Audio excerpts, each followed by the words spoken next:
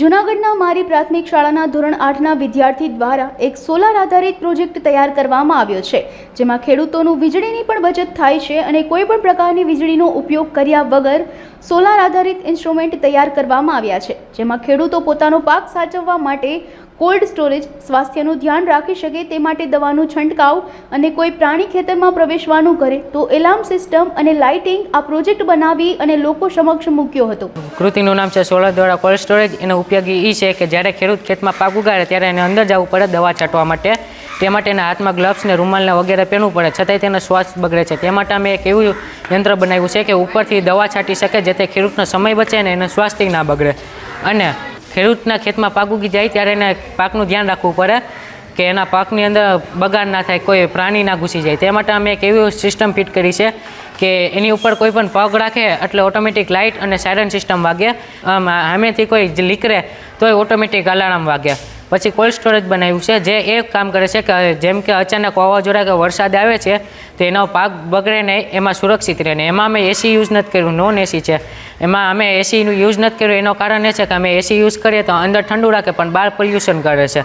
તે માટે અમે માટીનું યુઝ કર્યું છે। માટી એ માટે કે અમે જ્યારે જમીન જોઈએ ત્યારે એમાં જોઈએ છે કે ઉપરની જે માટી હોય એ હંમેશા કોરી હોય ને જ્યારે આપણે ખાડો કરીએ ત્યારે અંદરની માટી ભીની હોય, એ ભીની માટીના કારણે અંદર ફૂલ ઠંડુ હવા ને જે કંઈ પણ છે એ સોલર ઉપર આધારિત છે। ખેડૂત જ્યારે અંદર જાય છે દવા છાંટવા તો એમાં અમે સમાચારમાં જોયું છે કે ખેડૂત જ્યારે દવા છાંટે તેના નાકમાં દવા જાય, તે માટે એના ઘરને એમાંથી એને બીમાર પડે છે, એ કારણે એના ઘરના જે ફેમિલી છે એ બીમાર પડે છે।